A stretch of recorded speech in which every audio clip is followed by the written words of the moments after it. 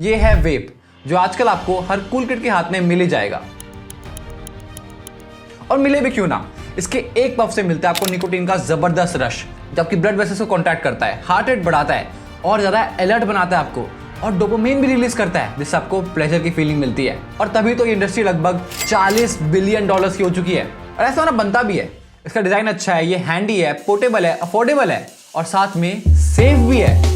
अगर हम इंग्लैंड के पब्लिक हेल्थ की माने तो ये करीब 95% सेफर है सिगरेट से। इसी बात को प्रूव करने के लिए यूके की हेल्थ एंड सिक्योरिटी एजेंसी ने एक एक्सपेरिमेंट भी किया, जहां पर उन्होंने कंपेयर किया वेप के इफेक्ट वर्सेस सिगरेट के इफेक्ट्स, और पाया कि सिगरेट्स के अंदर बहुत ज्यादा टार जमा होता है आपके लंग्स के अंदर, जो वेप के अंदर नहीं होता। और इन्होंने साफ साफ दिखाया कि कैसे वेप बेटर है सिगरेट से और कंपैरेटिवली सेफर है। Research shows that e-cigarettes are significantly less harmful than cigarettes. सिर्फ इतना ही नहीं, यूके में तो सरकार ने प्रॉमिस कर दिया कि करीब 1 मिलियन वेपिंग किट डिस्ट्रीब्यूट किए जाएंगे ताकि लोग स्मोकिंग से छुटकारा पा सकें। और ठीक उसी के बाद यूके में ये खबर मिलती है, Britishers. Hey guys, welcome back to Sparsh कास्टिक। मेरा नाम स्पर्श है और इस चैनल पे हम लोग ऐसे सवालों का आंसर ढूंढने की कोशिश करते हैं जो और कोई नहीं दे रहा है। तो अगर आपको ऐसे टॉपिक्स में इंटरेस्ट है तो प्लीज सब्सक्राइब करें। चलिए वीडियो शुरू करते हैं और जानते हैं, is vaping really safer than cigarettes?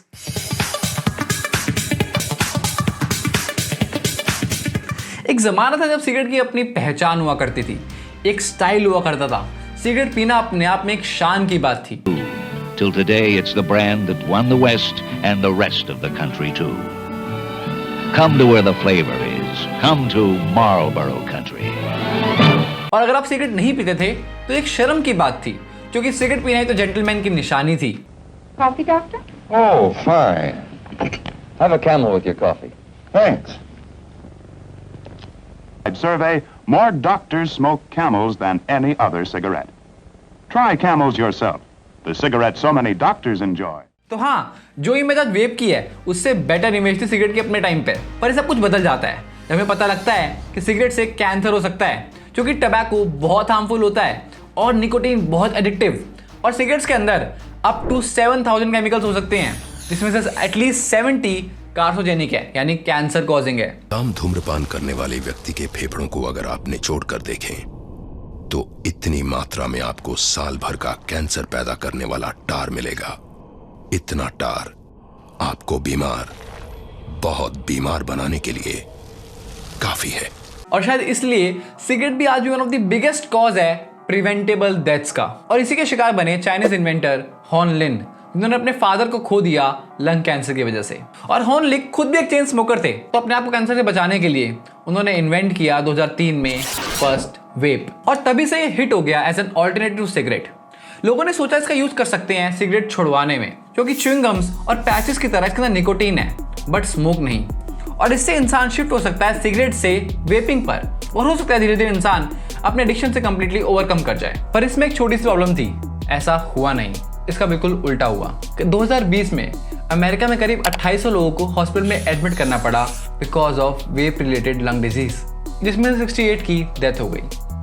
सबसे दुख की बात यह थी कि इसमें से ज्यादातर लोग टीनेजर्स थे, यंग एडल्ट थे, जिसमें से कुछ को इस एज में वेंटिलेटर्स की नीड पड़ गई। पर ऐसा क्यों हुआ?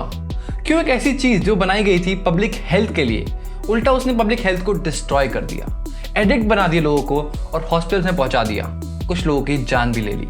वेप बना होता है मेनली 3 कंपोनेंट से। पहला होता है बैटरी, दूसरा पार्ट में होता है लिक्विड जिसके अंदर होता है निकोटीन, और साथ में होती है कॉइल जो गर्म होती है बैटरी की वजह से और जिससे हम इसे इनहेल कर पाते हैं। पर सवाल ये उठता है, इस लिक्विड में आखिर होता क्या है? कई साइंटिस्ट ने रिसर्च किया और पाया इस लिक्विड के अंदर 2 मेन कंपोनेंट्स होते हैं। पहला प्रोपेनिल ग्लाइकोल, दूसरा ग्लाइसरॉल। ये दोनों ही फूड एडिटिव्स हैं जो स्टिकी ओडरलेस कलर्स लिक्विड होते हैं, तो यूज किया जाता है फूड्स के अंदर, फूड को ज्यादा फ्रेश दिखाने के लिए, उसका टेस्ट बेटर करने के लिए, उसका लुक बेटर करने के लिए। और तो ये केमिकल्स क्लीनिंग एजेंट्स और कॉस्मेटिक्स में भी यूज होते ही हैं। हालांकि माना जाता है कि इनको कंज्यूम करना यानी खाना कुछ लिमिट्स के अंदर सेफ होता है, बट इनको इनहेल करना बिल्कुल भी नहीं, क्योंकि ये सारे केमिकल एसोसिएटेड है आई इन्फेक्शन और लंग इन्फेक्शन से। पर कहानी यहाँ पे खत्म नहीं होती, क्योंकि वेप्स का मेन कल्प्रिट इसका बेस नहीं, इसके हजारों फ्लेवर्स हैं जो ऑफकोर्स नेचुरल तो नहीं होते हैं। और इन सिंथेटिक फ्लेवरिंग्स को बनाने के लिए ऐसे केमिकल्स का यूज किया जाता है जो हम जानते हैं कि हार्मफुल होते हैं ह्यूमन कंजप्शन के लिए। इसमें से एक है फॉर्मेल्डिहाइड, जो एक नॉन कार्सिनोजेनिक है जिससे कैंसर हो सकता है। दूसरा डिएटिलीन, जो कॉज करता है एक बीमारी, इसका नाम होता है पॉपकॉर्न लंग। ये नाम कैसे पड़ा? क्योंकि बहुत सारे पॉपकॉर्न फैक्ट्रीज के वर्कर को लंग इंजरी हो गई थी इस केमिकल की वजह से। ऊपर से पूरी इंडस्ट्री अनरेगुलेटेड है, यानी कोई ऐसी बॉडी नहीं है जिनको गवर्न करती हो, रेगुलेट करती हो, उन पे चेक्स करती हो।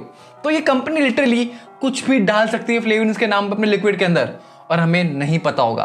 तो इसके अंदर ऐसे अननोन बहुत सारे केमिकल्स हो सकते हैं जो हमारे लिए हार्मफुल हो और हमें उसके बारे में पता भी ना हो। पर वेप के डिसएडवांटेजेस यहाँ खत्म नहीं होते हैं, ये और भी बढ़ते ही जाते हैं। तो पहला है क्वांटिटी।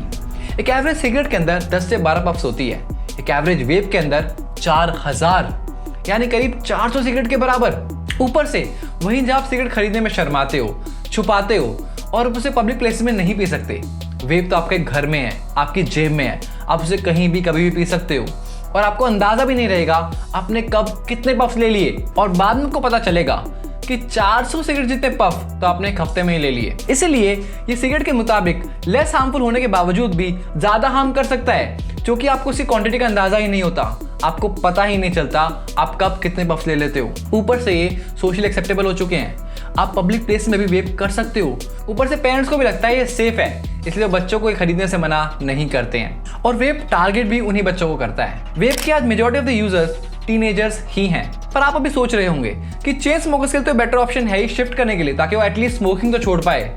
हाँ, पर ऐसा कभी होता नहीं है। खुद वेप के इन्वेंटर हॉक लिन भी एक डुअल स्मोकर बन चुके हैं, जहां पे वो सिगरेट्स और वेप दोनों कंज्यूम करते हैं। और जितने लोग भी ट्राई करते हैं सिगरेट छोड़ना वेप के थ्रू, वो अक्सर डुअल स्मोकर्स ही बन जाते हैं। और इसकी हैबिट लगना भी बहुत आसान है। एक टीनेजर को शायद सिगरेट का टेस्ट पसंद ना आए, बट वेप का जरूर आ जाएगा, जिससे वो निकोटीन से एडिक्ट हो जाएगा, जहां डाउन द लाइन वो कहीं ना कहीं सिगरेट पीना जरूर स्टार्ट कर देगा। और रिसर्चेस भी यही शो करती है, जो टीनेजर्स अर्ली एज में वेप करना स्टार्ट कर देते हैं, वो लेटर ऑन स्मोकिंग भी स्टार्ट कर देते हैं।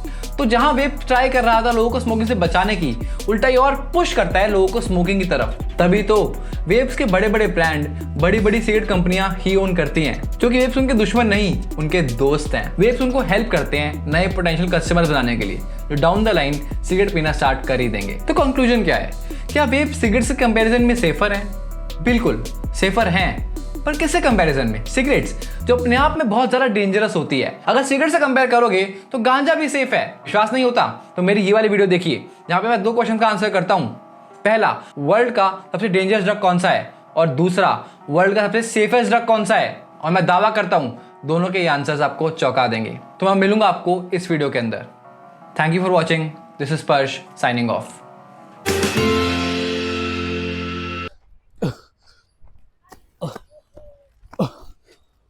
भाई सांस नहीं आ रही, जल्दी इनहेलर दे। अरे अरे भाई तुझे क्या हुआ? ये ले इनहेलर। अबे इनहेलर नहीं होता, असली वाला दे। अच्छा वो डॉक्टर वाला, ये ले।